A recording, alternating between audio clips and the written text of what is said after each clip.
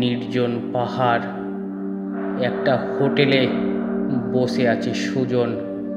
তাকে দেখে মনে হচ্ছে এখনই কিছু একটা ঘটে গেছে। তার মুখগুলো শুকনো, চোখগুলো ঢুকে গেছে কোটরে, চোখে মুখে আতঙ্কের ছায়া। জিজ্ঞেস করলাম, কি হলো আপনার? রাতে কি ঘুম হয়নি? সুজন ঠিক তখনই উত্তর দিতে পারল না। খানিকটা চুপ করে থেকে বলল, ঘুম? হ্যাঁ, ঘুম তো চোখ থেকে অনেক দিন আগেই গেছে। এবার প্রাণটা যেত হয়তো বা তাই। আমি বিস্মিত হয়ে জিজ্ঞেস করলাম, কেন, কি হয়েছে? তবে শুনুন বলেই সুজন একবার খোলা জানালা দিয়ে বাইরের দিকে তাকালো। বাইরে তখন মরা জ্যোৎস্নায় সমস্ত পাহাড়টা ঝলমল করছে। চারিদিকে থরে থরে পাইনের গাছের সারি। রাতের নিথর প্রকৃতি একেবারে নিস্তব্ধ। বাইরে একটা প্রাণের সাড়া পর্যন্ত নেই।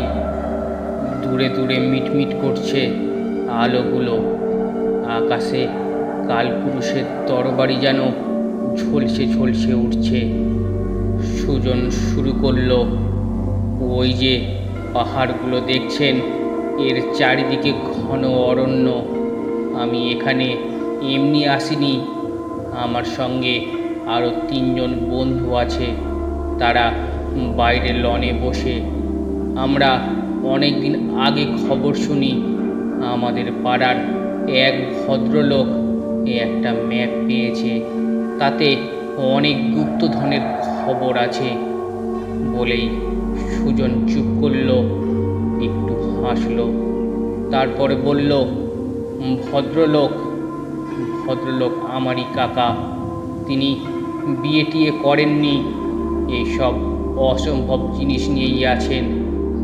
একটা রাতে তিনি আমাকে ডেকে বললেন, সুজন, আমার কাছে একটা জিনিস আছে, এটা আমি তোমার কাছে দিয়ে গেলাম।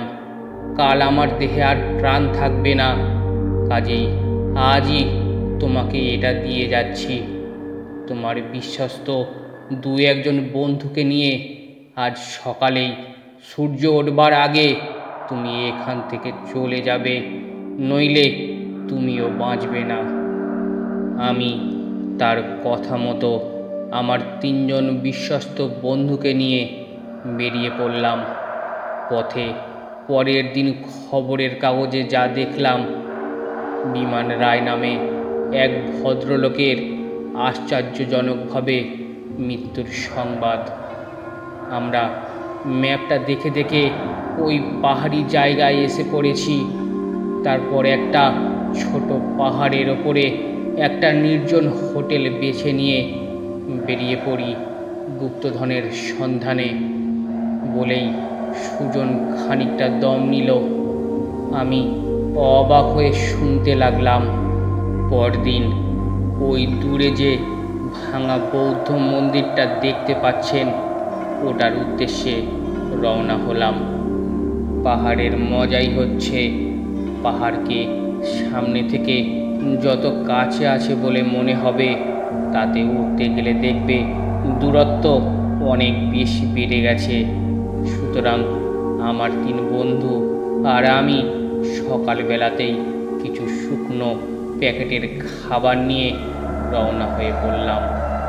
রওনা হয়ে বুঝলাম, যা ভেবেছি তা নয়। পাহাড়টাকে যত কাছে মনে হয়েছে, ওটা তত কাছে তো নয়, বরং দারুণ দূরে এবং পথ অত্যন্ত দুর্গম। কিন্তু আপনি হয়তো জানেন না, আমার জেদ ভয়ানক বেশি। যদি কিছু আমি করব ভাবি, তবে করেই ছাড়ব। সুতরাং দূরত্ব ভেবে ভয় পেলে চলবে না। আমরা এগিয়ে চলতে লাগলাম। পথটা সাংঘাতিক পেছল আর শ্যাওলা ধরা। জায়গাটা দেখেই বোঝা যায় এ পথে এর আগে আর কেউ হাঁটেনি। আমরা হোঁচট খেয়ে শীতের ঝোড়ো বাতাসে প্রায় জমে যেতে যেতে এগিয়ে চললাম। একটা কথা শুনুন, এটাই আশ্চর্য, আমরা যখন চলতে শুরু করলাম সঙ্গে সঙ্গে শিলাবৃষ্টি শুরু হলো। আমরা এক ভাঙা নির্জন কুঠিরে আশ্রয় নিলাম এবং ঠিক করলাম আর যাব না, ফিরে যাই। এবং আশ্চর্য, সঙ্গে সঙ্গে ঝড় বৃষ্টি থেমে গেল। তখন আমরা স্পষ্টই বুঝলাম এর সঙ্গে অন্য কিছুর একটা গভীর সম্পর্ক আছে, যেটা কোনো অলৌকিক ব্যাপার। সুতরাং এ রহস্য ভেদ করতেই হবে। আমরা আবার চলতে শুরু করলাম। ঝড় আর শিলাবৃষ্টি চলল সঙ্গে সঙ্গে। দীর্ঘ 3 দিন অনাহারে অনিদ্রায় পথ চলতে চলতে আমরা সেই বৌদ্ধ মন্দিরে এসে পৌঁছালাম। মন্দিরের ভেতরটা ভীষণ অন্ধকার। কিছু প্রাচীন পুঁথি আছে, সাংঘাতিক মূর্তি, যেন মূর্তির দেবী, এবং তার সামনে একটা মাটির প্রদীপ জ্বলছে। আমরা তারই আলোতে একটি অপূর্ব কারুকার্য খচিত বাক্স দেখতে পেলাম এবং ঘরে নেবার মতো আর কিছু না দেখে ওটাই নিয়ে বেরবার সঙ্গে সঙ্গে যেন একটা কালো ছায়া ঝড়ের বেগে গাছপালা ভেঙে আমাদের পেছনে ছুটে আসতে লাগলো। আমরা প্রাণপণে ছুটতে লাগলাম। খানিকটা ছুটে পথের মাঝখানে একটা হঠাৎ মালবাহী ট্রাক পেয়ে তাতে করে হোটেলে ফিরে এলাম। এসেই ওই বাক্সটা খুললাম। খুলতেই দেখতে পেলাম বহুমূল্য কাপড়ে ঢাকা একটা বাঁশি। তখন রাতের অন্ধকার নেমে এসেছে, চারিদিকে ঘন অন্ধকার। আমি সেই বাঁশি তুলে নাড়াচাড়া করতে করতে মনে হলো একবার বাজিয়ে দেখি না কেন। বাঁশিটা যেই বাজালাম সঙ্গে সঙ্গে তার মধ্যে থেকে একটা তীব্র কান্নার আওয়াজ বেরোলো এবং সঙ্গে সঙ্গে পাহাড় জঙ্গল লোকালয় পেরিয়ে কে যেন ছুটে এসে ঘরের ভিতরে আজড়ে পড়ে কি যেন খুঁজতে লাগলো। আমি ভয় পেয়ে বাঁশিটা আবার বাক্সে পুরে ফেললাম, কিন্তু যে এলো সে ঘরেই রইল বাঁশিটির পাহারায় এবং রাতে তেমনি করে পাগলের মতো বাঁশিটি খুঁজে ফিরতে লাগলো। আমি বাক্সটা বুকের মধ্যে জড়িয়ে ধরে শুয়ে রইলাম। 2 দিন এমনি করে কাটলো। 3 দিনের দিন আমার ঘরে প্রলয় শুরু হয়ে গেল। আমার আনা 3 বন্ধু পালিয়ে অন্য ঘরে চলে গেল। আর যে এলো সে এক পিশাচ। কি ভয়ানক তার চেহারা! আমার এখনো বুকের মধ্যে কাঁপছে। যে বাক্সটা ছিনিয়ে নিতে চেষ্টা করলো, কিন্তু আমাকে কায়দা করতে না পেরে অন্ধ রাগে ঘরের সব কিছু ভেঙে গুঁড়ো গুঁড়ো করে দিল। পরদিনই সকালে কোথা থেকে এক লামা এলো হোটেলে। সে বলল, আপনি বাঁশি বাজিয়ে পিশাচ কেন ডাকলেন? এক্ষুনি ও বাক্স ঝর্ণার জলে ফেলে দিয়ে আসুন, নইলে আজই আপনার শেষ রাত। আমিও আর সহ্য করতে পারছিলাম না। বন্ধুরা বলল, চল ওটা ঝর্ণার জলেই ফেলে দিই, নইলে আমাদের তোকে হারাতে হবে।